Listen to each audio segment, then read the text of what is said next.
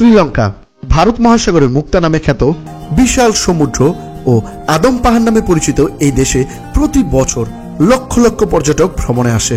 পর্যটকরা পাহাড়, সমুদ্র, চা বাগান, ইতিহাস, ঐতিহ্য সহ ধর্মীয় স্থান পরিদর্শনের মাধ্যমে অন্যরকম এক অভিজ্ঞতা সাক্ষী হয়ে চিরজীবী কিছু স্মৃতি নিয়ে বাড়ি ফেরে। আমরাও ঠিক এই স্মৃতিচারণার সাক্ষী হতে এসেছি শ্রীলঙ্কা ভ্রমণে। প্রায় 5 দিন ধরে শ্রীলঙ্কার আনাচে কোনাচে লুকিয়ে থাকা সৌন্দর্যগুলো ঘুরে দেখেছি এবং ভিডিওর মাধ্যমে যতটুকু সম্ভব হয়েছে আপনাদের দেখানোর চেষ্টা করেছি। সো আজকে আমাদের শ্রীলঙ্কা ভ্রমণের শেষ পর্ব। বিগত 5টি পর্ব যদি আপনারা না দেখে থাকেন তাহলে ভিডিও ডিসক্রিপশনে সেই লিঙ্ক দিয়ে দিচ্ছি, চাইলে আপনারা দেখে নিতে পারেন।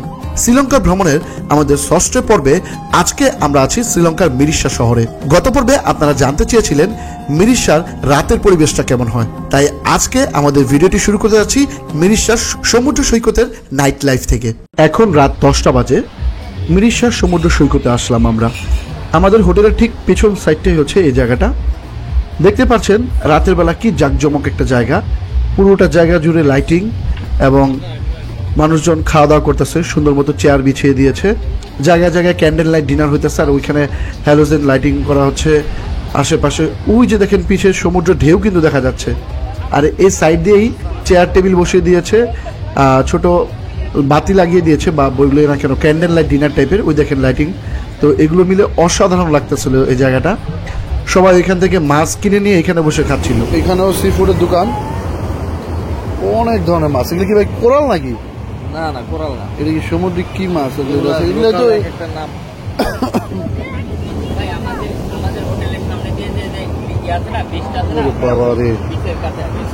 একদম টাটকা মাছগুলো দেখাইতেছে, চাই আর হয়েছে মনে হইতেছে। এখান থেকে মাছ অর্ডার দিয়ে রান্না করে যে এইখানে বসে দেখেন সবাই খাওয়া দাওয়া করতেছে। এখানে বসে চেলে খেতে পারবেন। সব ডেস্কের মধ্যে দেখতে পাচ্ছেন ক্যান্ডেল ধরানো, ক্যান্ডেল লাইট পুরোটাই। আর এই পাশে হচ্ছে সমুদ্র উপভোগ করতে পারবেন। চমৎকার, আসলে মিরিশা আসলে অসাধারণ। So beautiful. আমরা তো কক্সবাজার সেন্ট মার্টিনের সমুদ্রে দেখলাম মাছ বিক্রি করতে বিভিন্ন টেবিলে রেখে, বাট এইখানে আসার পর মিরিশাতে শ্রীলঙ্কার চমৎকার একটা দৃশ্য দেখলাম যে নৌকার মতন একটা বানাইছে এবং ওটার মধ্যে মাছগুলো দেখেন কত সুন্দর করে লাইটিং দিয়ে সাজায় রাখছে। খুব চমৎকার লাগতেছে এবং দূর থেকে আই ক্যাচিং, যে কেউ এখানে দৌড়ে আসবে যে দেখে যায় কি রাখছে। এরকম দেখেন বরফ দিয়া কত সুন্দর করে সাজায় রাখছে, চমৎকার লাগতেছে। দেখেন পুরো এই আইটেমটা নতুন দেখলাম, সুন্দর করছে। 14,000 টাকা দাম। দুটার দাম 14,000 টাকা। হ্যাঁ ভাই, মিরিশাতে এসে যে দুইটা মাছ নিলাম, এটা এখন বারবিকিউ হবে, 14,000 টাকা দাম। আর এখানে অনেক ধরনের যে আরো মাছের আইটেম আছে দেখতে পাচ্ছেন। এবং এই মাছগুলো এখন ওজন করা হইতেছে, 2 পিসই লইছে ওজন। আর যাই হোক 14,000 টাকা পড়ছে। এবং এইখানে আমাদের খাওয়ার ব্যবস্থা হবে ওই টেবিলটার মধ্যে। এখানে বসে দেখেন সবাই খাওয়া দাওয়া করতেছে, এখানে আমরা খাবো।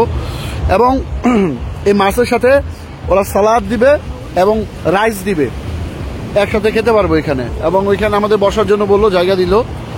আর এইখানটা দেখেন কি সুন্দর একটা পরিবেশ, প্লাস এই পাশে হচ্ছে সমুদ্র। এখানে বসে খাওয়া দাওয়া করবো এখন।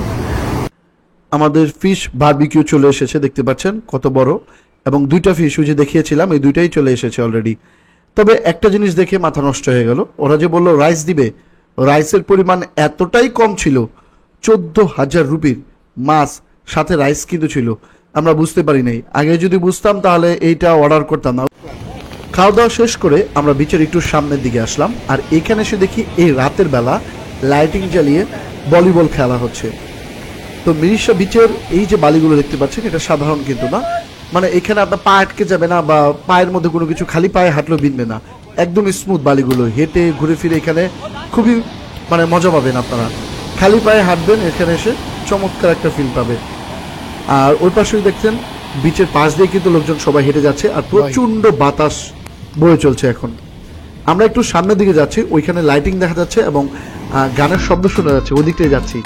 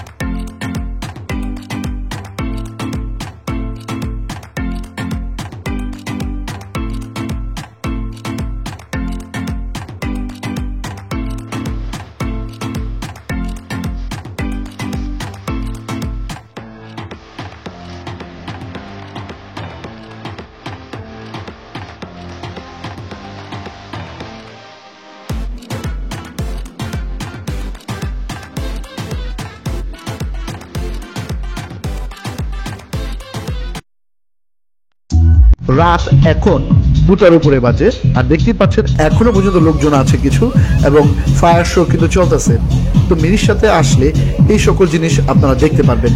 বিচ পার্টি বা বিচের যে নাইট লাইফ, এটা কিন্তু অসাধারণ। দেখলেনই তো আপনারা যে কি পরিমাণ মানুষজন ক্রাউডেড ছিল, গান বাজনা চলতেছিল। যাই হোক, আজকে রাত অনেক হয়ে গেছে, এখন ঘুমিয়ে পড়বো, কারণ কালকে আমরা মিরিশা থেকে গেলে হয়ে চলে যাব ডাইরেক্ট কলম্বো হয়ে ফ্লাই করব মালয়েশিয়ার উদ্দেশ্যে। তো গুড নাইট।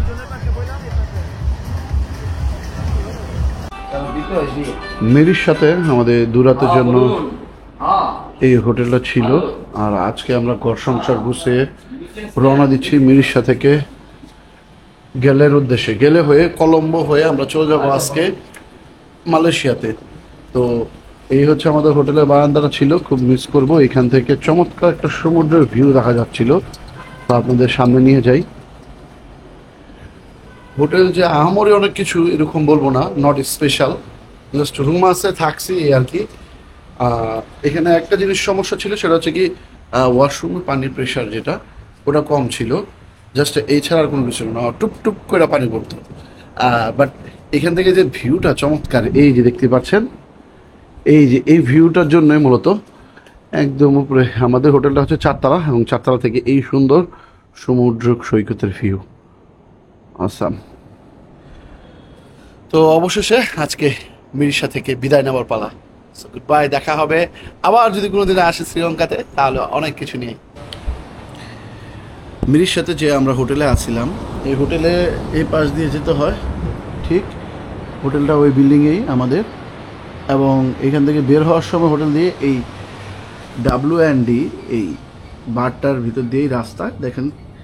এই পাশে হচ্ছে বসার জায়গা, আর ওই পাশে হচ্ছে ওই যে সামনে সবাই বসে আছে সমুদ্র সৈকত। রাত হলে এখানে চেয়ার টেবিল সব কিছু বসে দেওয়া হয় একদম সমুদ্র পার পর্যন্ত। আর সকাল এখন 9টা বাজে, এখন সব ঘুম, সারা রাত পার্টি করে, আর রাত হলে মানে সকাল পর্যন্ত ঘুমায় 9টা 10টা পর্যন্ত। এখন এই যে দেখেন না, সব কিছু ক্লোজ। হোটেল চেক আউট করে আমরা এখন রিসেপশনে না বসে বিচের পাশে বসে আছি, কিন্তু আমাদের যাওয়ার প্ল্যান অনেক কিছু। আজকে গেলে যেতে হবে, তারপর কলম্বো, ওইখানেও অনেকগুলো স্পট আছে ঘুরে দেখতে হবে। বাট এর কারণটা হচ্ছে আমাদের যে রিসেপশনের সামনে গাড়িটা রাখা ছিল, ওই গাড়ির সামনে আরেকটা গাড়ি রেখে গেস্ট চলে গেছে, তার নাম্বারও কারো কাছে নাই, রিসেপশনে যে নাম্বার দিছে ওইটাও কাজ করতেছে না। প্লাস কি হচ্ছে যে স্টাফ কাউকে খুঁজে পাচ্ছি না, কারণ সারা রাত মালটাল খায় পড়ে আছে, এখন কোনো খবর নাই, স্টাফ রূপ ভাঙে ফেলতেছি, বাট কারো দেখা পাইতেছি না। এই যে দেখতে পাচ্ছেন আমাদের গাড়ি কিন্তু এখানে রাখা আছে, এই গাড়িটা আমরা নিয়েছি এই কয়দিন ঘুরে ফেরানোর জন্য, এবং এটা আমাদের সাথেই থাকবে এই কয়দিন পর্যন্ত। তো এই যে গাড়িটা রাখা আছে, এবং এই গাড়ির সামনেই কাজ করেছে কি, এই একটা প্রাইভেট কার রেখে চলে গেছে। তো এই যে এন্ট্রান্স গেট হচ্ছে এতটুকু, এই দিক দিয়ে বের হইতে হইব, বাট এখানে আর অন্য কোনো উপায় নেই, সামনে গাড়ি রেখে বের হইতে পারতেছি না, কোনো উপায় নেই। কী যে একটা প্রবলেম, এখন সকালে কখন বেরোবো কখন ঘুরবো কোনো ওয়ে নাই দেখতেছি।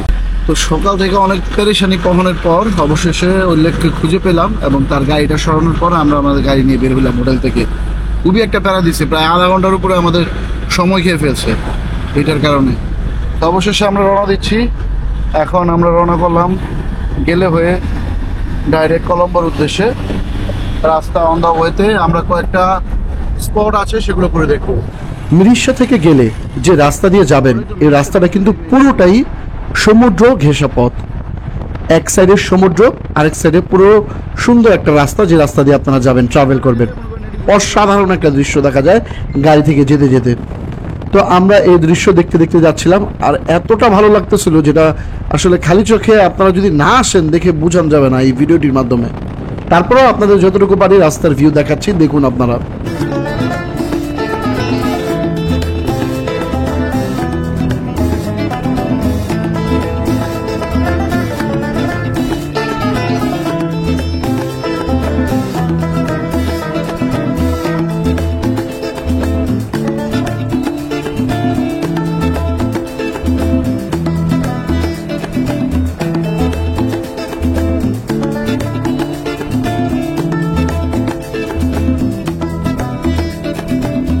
মিরিশা থেকে প্রায় 1.5 ঘন্টা জার্নি শেষে আমরা চলে এসেছি গেলে ফোর্টে। গেলে ফোর্ট এবং লাইট হাউস পাশাপাশি দুইটা। তো ওই যে দেখতে পাচ্ছেন ওটা হচ্ছে লাইট হাউস এবং এটা হচ্ছে গেলে ফোর্ট পুরোটা। তো গেলে ফোর্টটা আপনাদের এখন ঘুরে দেখাবো আমরা। প্রচুর রোদ এখানে, একদম সমুদ্র সৈকতের পাশ ঘিরেই কিন্তু গেলে ফোর্টটা। তো আমরা গেলেতে নাইট স্টে করি নাই, জাস্ট মিনির সাথেই দূরাচ্ছিলাম এবং গেলেতে আমরা রেখেছি যে অন দ্য ওয়ে কলম্বো যাওয়ার পথে গেলের যে দর্শনীয় স্থানগুলো আছে সেগুলো ঘুরে আমরা চলে যাব। তো এখানে আমাদের দেখতে পাচ্ছেন সবাই নেমে ছবি তোলা শুরু করছে এই কামানটার সাথে, এবং এই কামানটা নিয়ে কিন্তু অনেক ইতিহাস আছে। তো সেটা সম্পর্কে আপনাদের জানাবো। এই যে দেখেন, এটা ছাড়াও এখানে একটা বড় কামান আছে, আর এগুলো আছে সবই বড় বড় সাইজ, কোনটা থেকে কোনটা কম না। কিন্তু আমার পিছনে এটা হচ্ছে গেলে ফোর্ট এবং এটা হচ্ছে প্রাচীর। গেলে ফোর্টের দেয়াল দেখতেই পাচ্ছেন যে কত বড় প্রাচীর, এইখান থেকে কত বড় প্রাচীর বাউন্ডারি। তো এটা একটা তারা বলতে গেলে যুদ্ধস্থল হিসেবে বানিয়েছিল, যারা কেউ এখানে এসে সহজে আক্রমণ করতে না পারে সেই জন্য এই প্রাচীরটা এত শক্তপোক্তভাবে বানিয়েছিল। দেখেন এই পাশটায় চমৎকার নির্দেশক, অসাধারণ। এবং এই পাশটা যদি দেখেন, টুরিস্টরা দেখেন ছবি টবি তুলতেছে, ভিড় করছে, খুবই চমৎকার একটা জায়গা। এদিকে মনে কিছু রাখতো কামান টামান আগে। এই যে এইখানে গেলে ফোর্ট শ্রীলঙ্কার দক্ষিণাঞ্চলে অবস্থিত। এটি ঐতিহাসিক দুর্গ এবং ইউনেস্কো স্বীকৃত। এটি একটি ওয়ার্ল্ড হেরিটেজ সাইট। এটি শ্রীলঙ্কার অন্যতম জনপ্রিয় একটি পর্যটন কেন্দ্র। পর্তুগিজরা 1588 সালে প্রথম এই দুর্গ নির্মাণ কাজ শুরু করে। পরে ডাচরা 1649 সালে এটি পুনর্নির্মাণ ও সম্প্রসারণ করে আরো মজবুত করে তোলে। ব্রিটিশরাও কিন্তু পরবর্তীতে এটি ব্যবহার করেছিল, ফলে স্থাপত্যে 3টি উপনিবেশ ধরা পড়ে: পর্তুগিজ, ডাচ ও ব্রিটিশ। এই গেলে ফোর্টে আসার পর এখান থেকে সমুদ্র পাশ ঘেঁষে প্রাচীর ধরে হাঁটতে হাঁটতে সূর্য দেখার অভিজ্ঞতাটা কিন্তু আসলে অসাধারণ। এখানে যে পর্তুগিজদের আমলে পুরনো বাড়িগুলো ছিল, এখন এগুলো এক একটা টুরিস্ট স্পট বা এখানে কিছু শিল্প গ্যালারি, দোকানপাট, হস্তশিল্প, আরো বিভিন্ন ধরনের রেস্টুরেন্টের দোকান ওপেন করা হয়েছে। ডিসেম্বর থেকে মার্চ মাস এই সময়টা আসলে আবহাওয়াটা ঠিক থাকে, একদম ফটোজেনিক একটা ওয়েদার পাবেন এবং ঘোরাঘুরির জন্য কিন্তু এই সময়টাই সবচেয়ে বেশি উপযুক্ত। ডাচ ফোর্ট ঘোরা শেষ করে আমরা এখন যাচ্ছি কলম্বো শহরে। কলম্বো শহরে আমরা কলম্বো যে রেল লাইনটা একদম পুরো সমুদ্রের পাশ ঘেঁষা, সেখানে প্রথমে যাব এবং ওইটা ঘোরা শেষ করে ডাইরেক্ট আমরা এয়ারপোর্টে চলে যাব কলম্বো। কলম্বো শহরের আরেকটি দারুণ বৈশিষ্ট্য হলো এক পাশে রেল লাইন, অন্য পাশে বিশাল সমুদ্র সৈকত। বিশেষ করে কলম্বো ফোর্ট থেকে মাউন্ট লাভেনিয়া পর্যন্ত এই রেলপথটা চলে গেছে। আপনারা দেখতে পাচ্ছেন আমি হাঁটছি, আমার এক পাশে রেল লাইন, আরেক পাশে কিন্তু বিশাল সমুদ্র সৈকত। এক পাশে ট্রেন ছুটে চলছে, অন্য পাশে দেখা যাচ্ছে ভারত মহাসাগরের বিশাল জলরাশি। এটা একেবারে সিনেম্যাটিক একটা দৃশ্য। লোকজন অনেক সময় রেল লাইনের ধারে বসে সাগরের ঢেউ উপভোগ করে, গল্প করে, ছবি তোলে। কি সুন্দর একটা দৃশ্য থাকে তখন। সানসেট দেখার মতো এর থেকে ভালো জায়গা আমার মনে হয় আর নেই। রেলপথে পাশে ছোট ছোট স্টেশন আর মাঝে মাঝে হকারও দেখা যায়, অনেকটা আমাদের দেশীয় ফিল দিবে। তো চমৎকার একটা স্মৃতি নিয়ে গেলাম যাওয়ার পূর্বে। একদম সন্ধ্যার টাইমটাই নেমেছি, সূর্যাস্তর সময় এখান থেকে চমৎকার একটা ভিউ দেখা যাচ্ছিল। আর এই পথ দিয়ে হাঁটার পর রেল লাইনের অসাধারণ একটা অনুভূতি নিয়ে যাচ্ছে যাওয়ার সময়, এটা আসলে বলে বোঝাতে পারবো না। তো আমরা চলে এসেছি বিমানবন্দরে। এখন শ্রীলঙ্কা ত্যাগ করে আমরা চলে যাব মালয়েশিয়াতে। আমাদের গাড়ি অ্যাকচুয়ালি ইয়েলো টি শার্ট পরা উনি হচ্ছে আমাদের ড্রাইভার। তো আমাদের বিদায় জানাচ্ছে।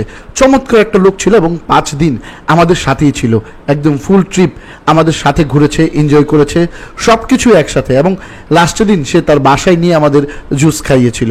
চমৎকার অসাধারণ একটা লোক। আজকে পর্যন্ত এখানেই বিদায় নিচ্ছি। আগামী পর্বে আপনারা দেখতে পারবেন যে শ্রীলঙ্কা থেকে আমরা কিভাবে মালয়েশিয়াতে গেলাম এবং মালয়েশিয়াতে প্রথম দিন আমরা কি কি ঘুরে দেখলাম। সে পর্যন্ত ভালো থাকবেন, সুস্থ থাকবেন, বাই।